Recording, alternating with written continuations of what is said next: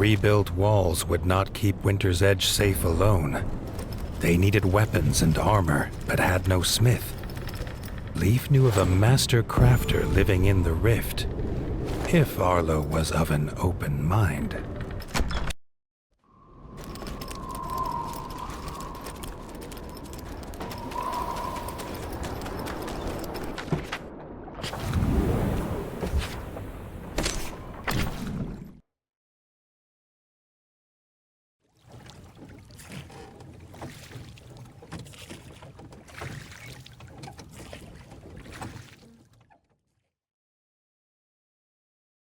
Arlo had heard the tales of battles that scarred the rift at his father's knee. He wondered how much of the stories could be true. The ancestral home to the pond scum, the rift had seen endless war between rats, bats, and frogs. Even the river refused to pass through it now. Its muddy bed was grave to beasts and boats alike.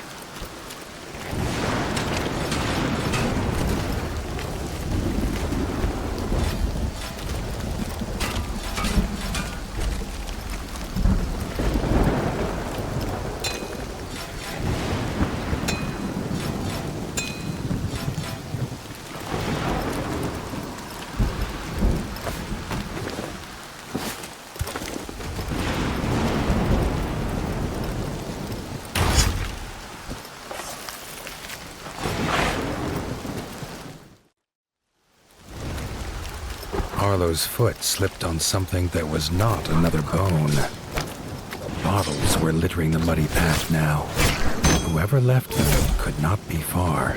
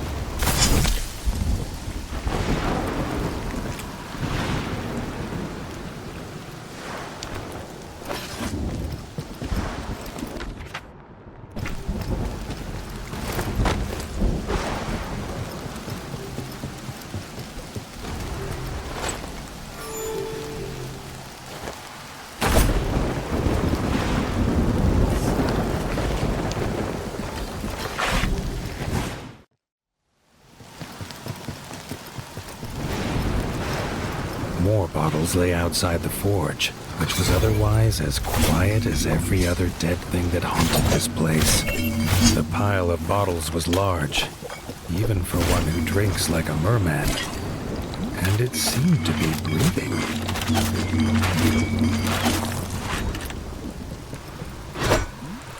Arlo was amazed the merman could swing his hammer, let alone see who he was hitting. A couple of thumps on the head soon brought him to his senses.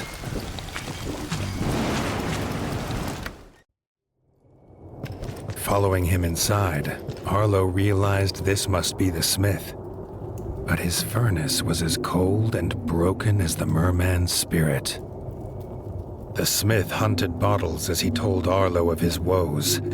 The frogs had attacked the village, kidnapping his wife and apprentice daughters. He would not light his forge until they were home.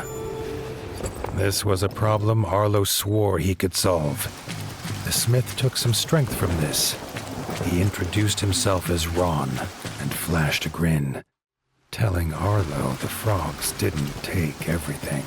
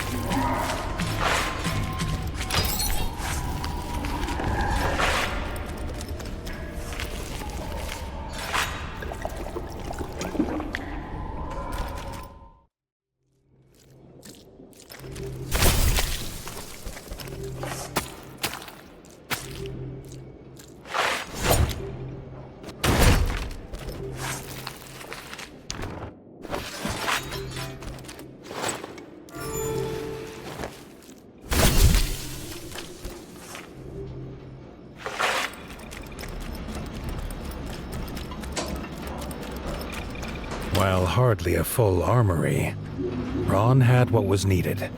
This two-handed skull crusher was a gift made by his daughters. He put it in Arlo's paws in hope it would help save them.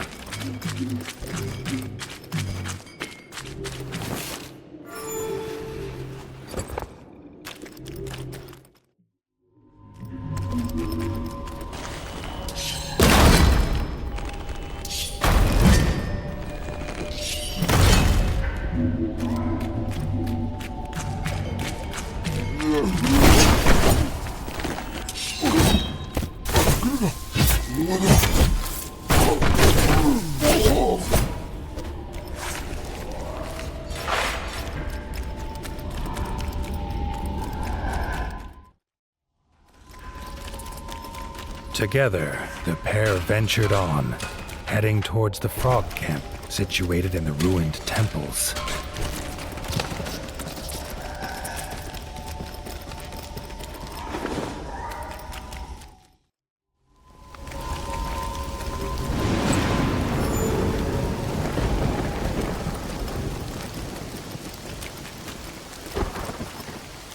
At the top of the pile of corpses was one that was not Frog. The smith let out a desperate cry at the sight of his wife, lifeless atop the pile. He cried out again, but this time it was a call for blood.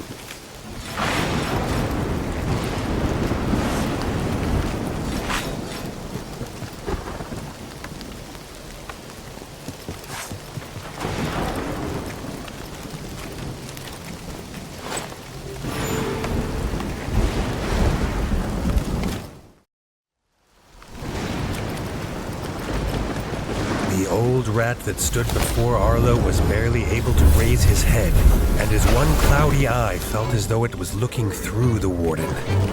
As Arlo reached out his paw, the hooded rat slammed his spear into the ground, imparting his gift onto the young warden. Arlo was glad to have met the old rat. Although he looked old and feeble, Arlo was sure that he was more than capable of looking after himself.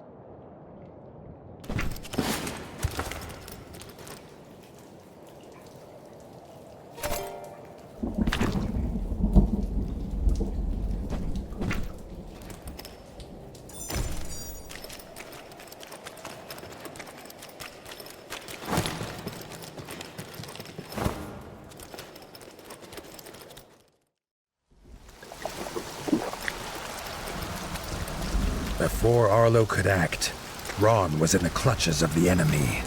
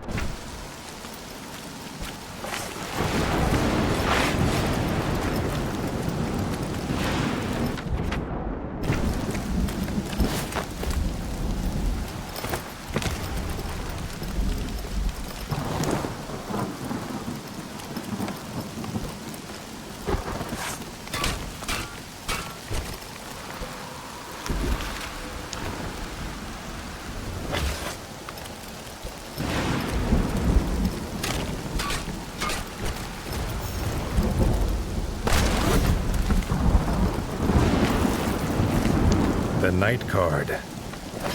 Although considered a common card, in the right paws, it has a great deal of power.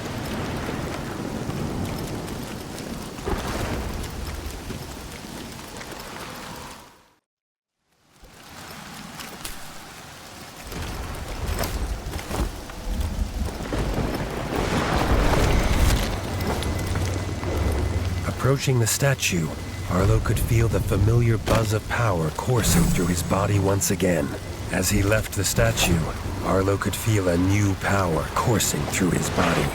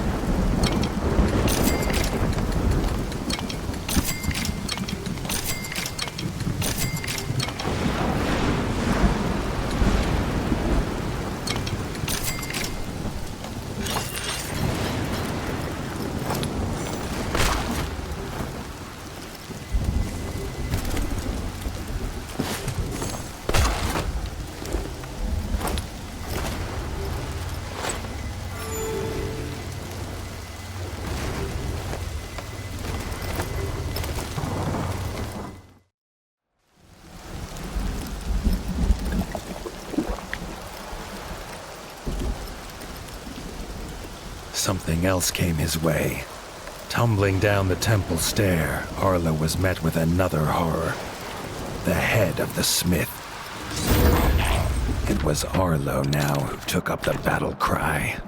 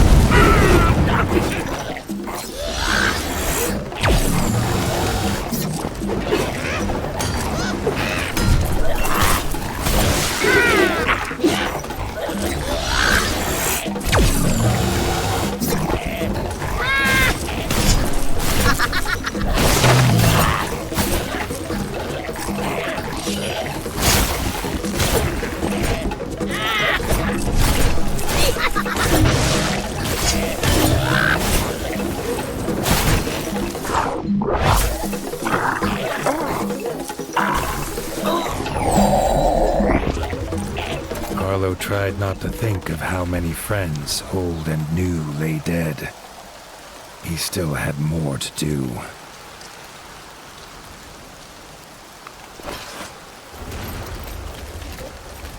Rita and Ruby were free, but without their father, there was little for them here. Arlo offered them a new home at Winter's Edge, and a forge to continue in their father's footsteps. The mermaids were grateful, and said they would find their way to the keep once they had laid Ron to rest.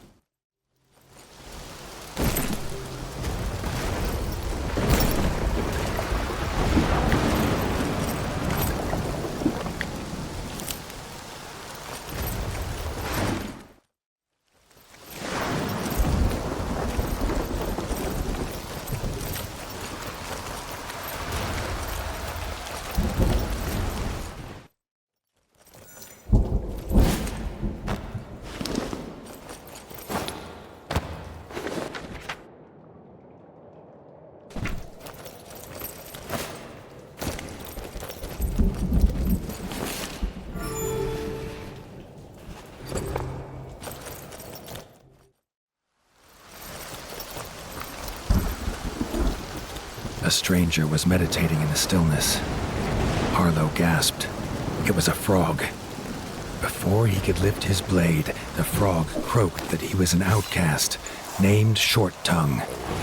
He'd come to rebuild the ancestral home of Bogmire Forge, a place for frogs who sought peace. No sooner had they agreed a truce than the two warriors had to fight.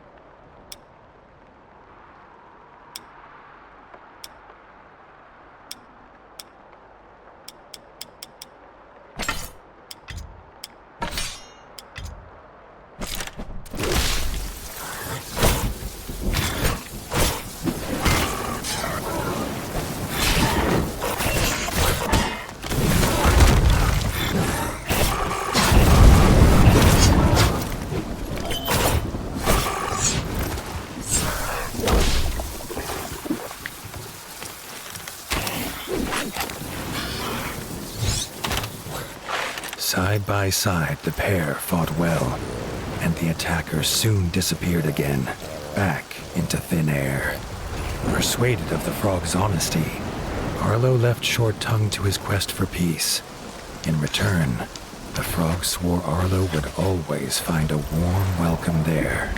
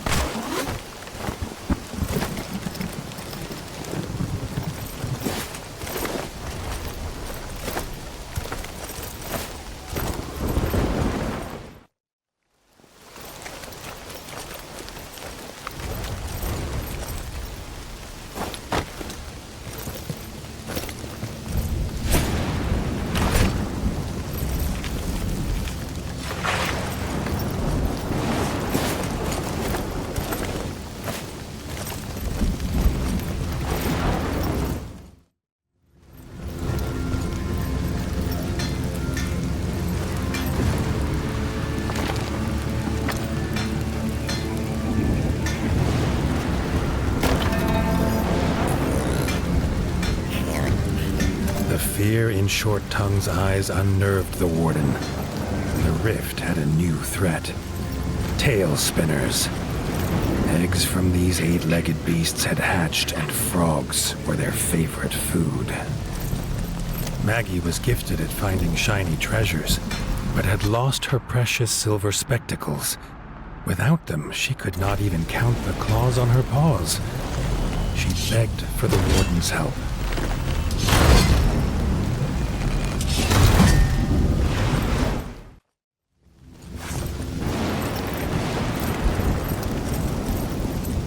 Something sparkled in the mud under the bridge.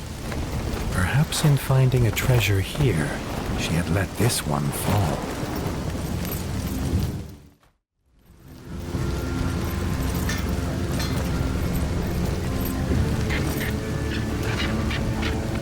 So delighted was Maggie at the return of her spectacles, she even offered Arlo her rarest treasure of all, a very small discount.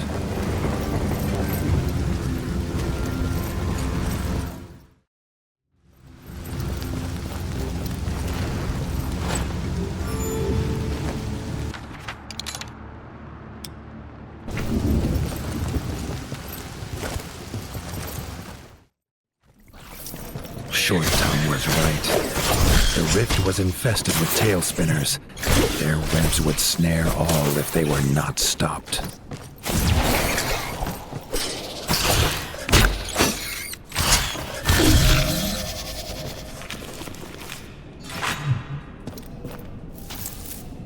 Freeing the frog from the web, Arlo sent him back to Bogmire Forge.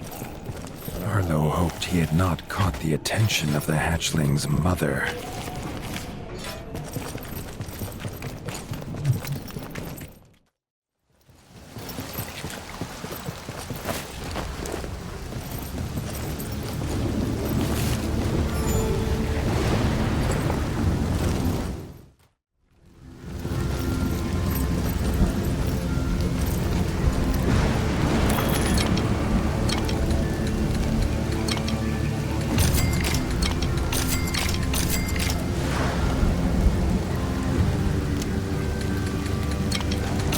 The Death Card, a harbinger of bad tidings.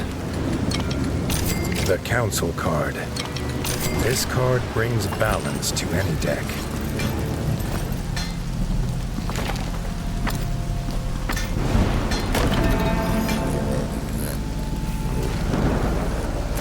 Short Tongue shouted at Arlo's approach, The tail spinner queen had taken frogs captive to feed her young. Arlo did not hesitate. This was a fate he wouldn't wish on even his worst enemy.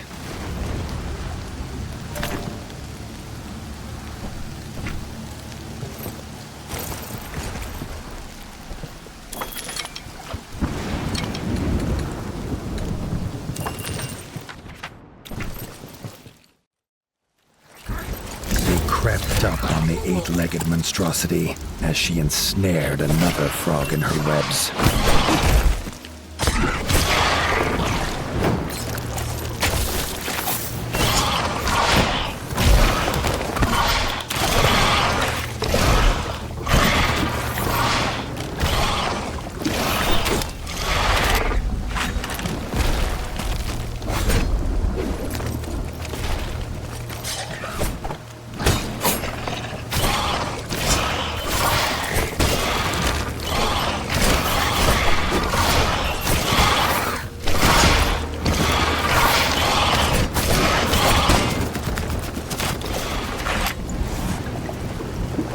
The webbing was thick and tough, but their blades soon cut them to ribbons.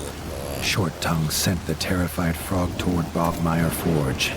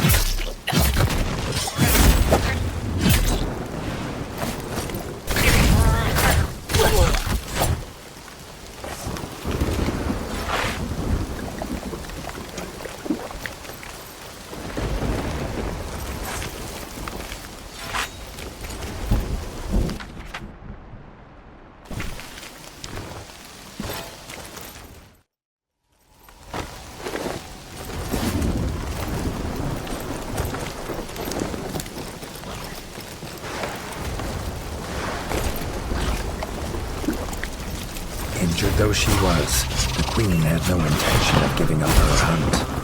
Her young hungered.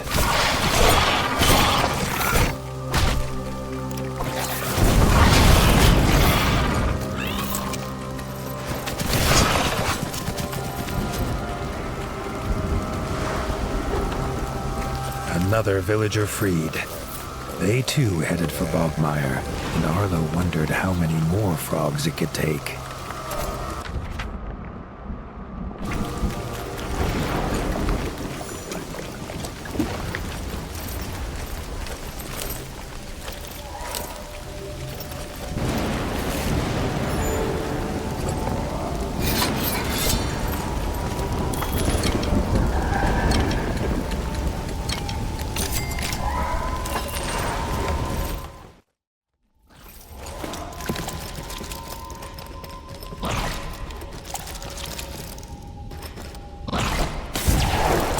Dank and unsettling place. It had to be the Queen's lair. Arlo wondered what his father would say if he could see him risking his life for frogs.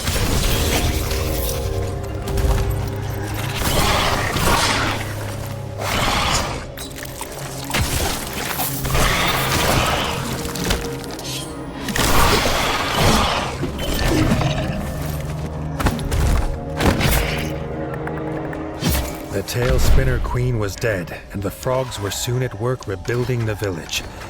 The warden was sure mammalian-amphibian relations would be forever changed.